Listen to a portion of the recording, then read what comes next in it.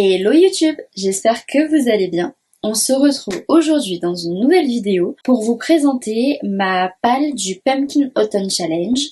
Et au passage, vu que ça fait déjà 1 mois et demi que le challenge a commencé au moment où je tourne cette vidéo, je vais vous dire aussi les lectures que j'ai déjà faites. Je vous invite à vous installer tranquillement avec une petite boisson chaude de votre choix. Et puis je vais vous présenter ma palle et du coup les lectures que j'ai déjà faites. Pour le rappeler, le Pumpkin Autumn Challenge, c'est un challenge littéraire et qui s'est un peu plus étendu aussi sur la partie jeux vidéo, jeux de société, séries, films, qui est organisé tous les ans depuis 9 ans, si je dis pas de bêtises, par Gimoz. Je vais pas m'étendre plus sur l'explication parce que vu que c'est la première année que je le fais, je suis pas sûre de l'expliquer comme il faut. Donc je vous invite plutôt à aller voir la vidéo explicative qu'a réalisée Gimoz sur sa propre chaîne. Je vous mettrai la chaîne YouTube de Gimoz en description. Le Pumpkin Autumn Challenge fonctionne par tableau et dans chaque tableau il y a des sous-catégories avec des mots-clés et le but est de caler des lectures en lien avec ces mots-clés. On peut aussi du coup, comme je le disais, caler des jeux ou des séries ou des films pour correspondre aux mots-clés et valider du coup les sous-catégories. Et à la fin du challenge, il y a un classement en fonction du nombre de catégories qu'on a réussi à valider.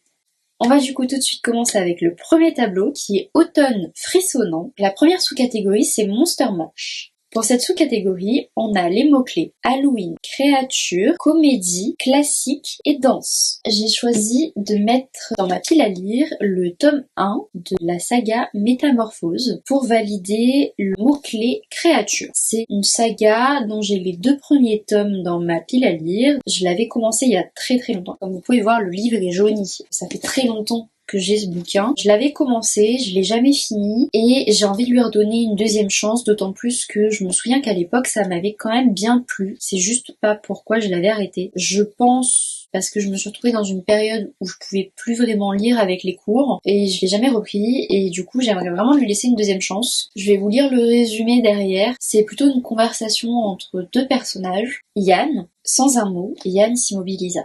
Devrais-je avoir peur de toi ? Il tourna légèrement la tête, un sourire énigmatique sur les lèvres. Il répondit. Certains te diraient que oui. La deuxième catégorie s'appelle « Seriez-vous capable de l'arrêter ?» Pour ce qui est des mots-clés, nous avons thriller, enquête, philosophie, suspense, identité, manga et paradoxe. J'hésite encore entre 2 livres, je vais vous montrer les 2. Il y en a un qui est très connu sur le Booktube, sur le BookTok, sur le Bookstar, tout ce que vous voulez. C'est La femme de ménage de Freda McFadden. Je ne l'ai pas encore lu, donc je me dis que ça peut être l'occasion de le découvrir et de valider cette sous-catégorie du challenge. Je ne vais pas vous relire le résumé, je pense qu'il est assez connu. Donc voilà, donc peut-être que ça sera celui-ci. Et sinon, ma deuxième option, c'est celui-ci. Donc c'est un meurtre absolument splendide. Les deux, je les ai choisis pour valider le mot-clé enquête. Du coup, celui-ci, pareil, je l'ai pas encore lu. Il est dans ma palle depuis à peu près 1 an. Donc j'aimerais bien le sortir. Je vais vous lire le résumé. Selon le code très strict qui régit Shropshire, la fougueuse Béatrice Steele ne possède aucune des qualités attendues d'une dame respectable. Pire encore, elle cultive un goût pour les enquêtes criminelles, un penchant qui pourrait ruiner sa famille si quiconque le découvrait. Alors, quand Edmund Croxworth, l'invité de marque du bal d'automne, tombe raide mort au beau milieu d'un menuet, laissant les invités enfermés dans le manoir avec un assassin, Béatrice ne sait trop si elle doit se réjouir ou s'affoler. Car le seul enquêteur disponible étant un détective londonien en disgrâce, c'est elle que les convives missionnent pour l'assister. Si elle veut rendre justice, Béatrice devra démêler les secrets de ses amis des pièges de l'assassin. Y parviendra-t-elle à temps pour éviter un second meurtre ?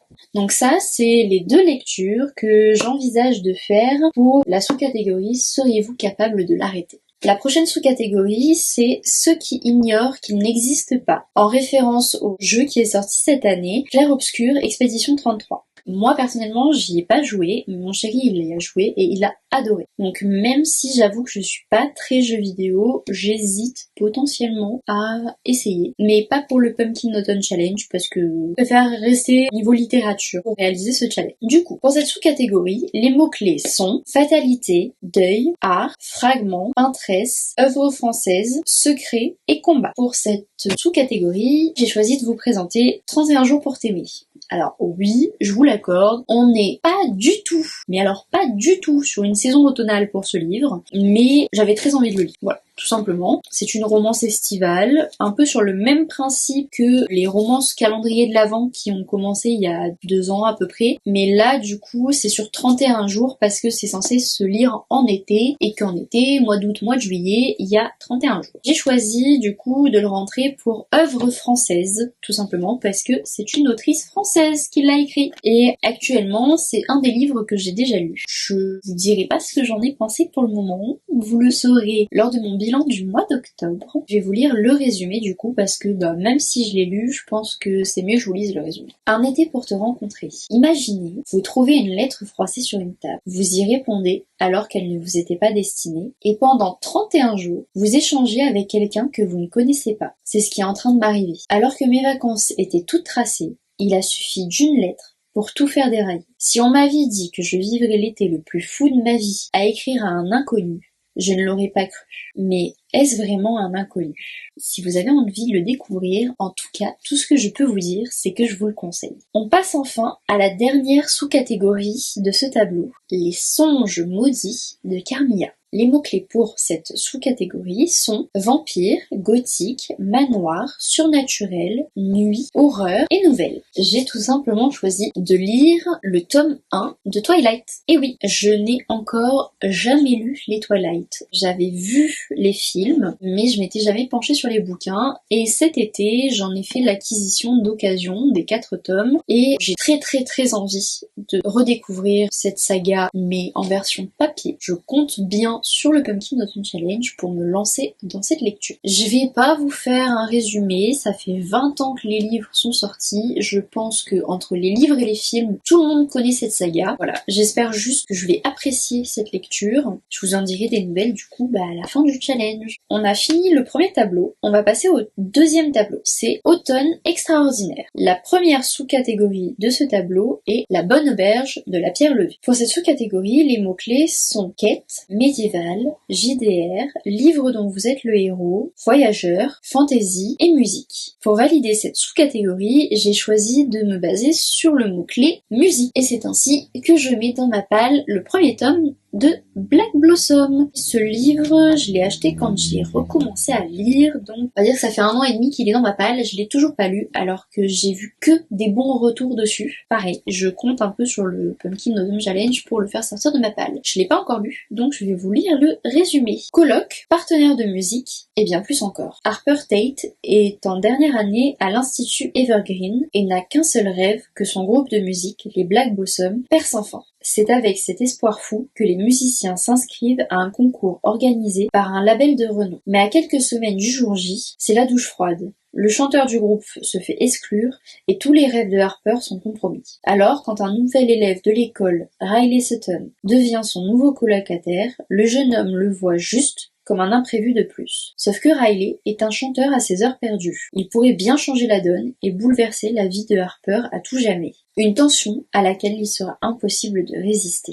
Clairement, il me donne super envie. Donc j'espère vraiment que j'aurai le temps de le lire pendant le Pumpkin Autumn Challenge. La deuxième sous-catégorie de ce tableau, c'est chaudron, food et clair de lune. Pour cette sous-catégorie, nous avons les mots-clés fantastique, magie, potion, herboristerie, sorcière, infusion, amour et famille. Du coup, j'ai choisi le tome 1 de Morgana et Oz. Cette petite saga de webtoon, donc le tome 1, du coup là en l'occurrence, valide les mots-clés magie, sorcière et famille. C'est un tome que j'ai déjà lu et dont je vous ai déjà parlé dans ma précédente vidéo. Du coup, si vous voulez mon avis dessus, je vous laisse aller la voir et je vais quand même vous lire le résumé au cas où pour ceux qui n'auraient pas vu ma vidéo et qui ne sauraient pas de quel bouquin je parle et qui ne veulent pas mon avis tout de suite. Lorsque Morgana, la sorcière maladroite, rencontre Oz, le vampire un peu punk, les étincelles fusent. C'est le dîner de la dernière chance pour trouver une solution au conflit entre le clan des vampires rouges et la famille des sorcières Winterberry. Mais rien ne se passe comme prévu. Touché par un des sortilèges hasardeux de Morgana, Oz est transformé en chat. Les deux adolescents pourront-ils briser le sort et surtout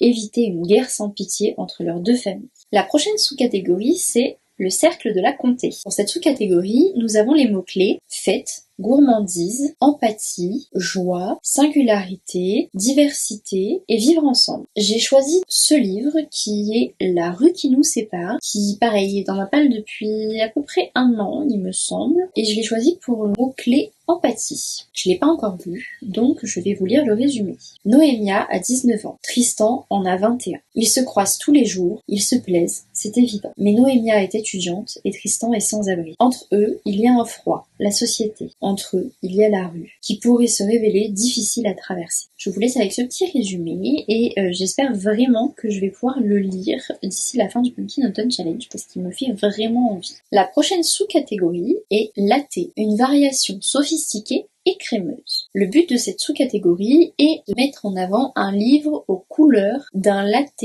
à la cannelle et à la cardamone, donc dans les teints marron beige. Pour cette sous-catégorie, j'ai sorti le seul livre qui me restait dans ma palle dans ces teintes, et c'est le tome 1 de Harry Potter. Oui, je n'ai toujours pas lu la saga Harry Potter, j'ai vu les films, comme pour Twilight, mais j'ai toujours pas lu les bouquins. Même si je sais qu'aujourd'hui, il y a beaucoup de problématiques par rapport à cette autrice, j'ai quand même envie de découvrir cette saga. Voilà, je m'étendrai pas plus sur le sujet, je pense que les livres et les films sont assez connus, du coup je vais pas m'attarder davantage sur ce livre, et on va passer au tableau suivant. Le prochain tableau de ce challenge est Automne rayonnant. La première sous-catégorie est « Je ne couperai pas mes cheveux, je ne parlerai pas moins fort ». Les mots-clés sont mythologie, chasseresse, émancipation, féminisme et liberté. Pour valider cette sous-catégorie, j'ai choisi le premier tome de Lore Olympus. Ça fait des années que cette saga me donne envie. J'ai ma famille qui me l'a très gentiment offert pour ma fête au mois d'août. Et du coup, je l'ai gardé pour le Pumpkin Autumn Challenge. Je l'ai pas dévoré directement. J'ai choisi ce livre pour le mot mythologie tout simplement, puisque on suit l'histoire d'amour entre Hadès et Perséphone. Pareil, il a explosé à sa sortie sur les réseaux. Je vais pas m'attarder à faire un résumé. J'en reparlerai quand je l'aurai lu. On passe du coup à la prochaine sous-catégorie qui est ma meilleure ennemie. Pour cette sous-catégorie, nous avons les mots-clés, dualité, hiérarchie, enemies to lover, sacrifice, steampunk, inégalité, résistance, rebelle et sacrifice. J'ai choisi de mettre en avant le tome 1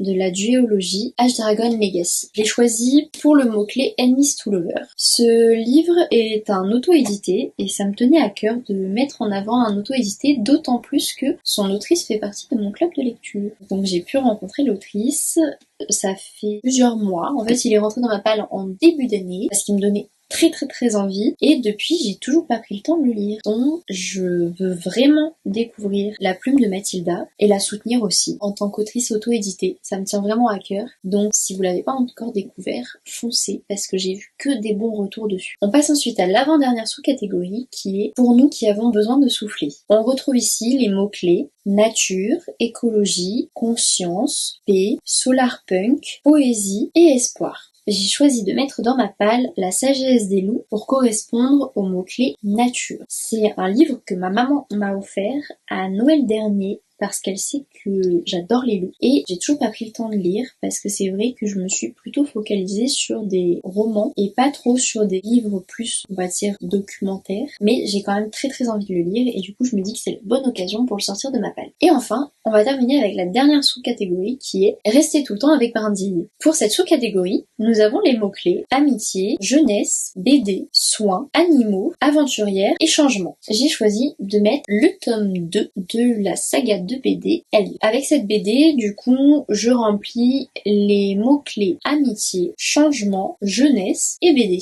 Je l'ai déjà lu, je vous ai donné mon avis dans la précédente vidéo que je vous invite du coup à aller voir et je vais pas vous refaire un résumé, juste c'est une saga qui traite du TDI et qui est, je trouve, très bien expliquée à la fois pour les plus jeunes et pour les adultes. Et c'est ainsi que se termine la présentation de ma palle pour le Pumpkin Autumn Challenge. J'espère que ça vous aura plu, que ça vous aura donné des idées pour vos prochaines lectures et on se retrouve la semaine prochaine dans une prochaine vidéo.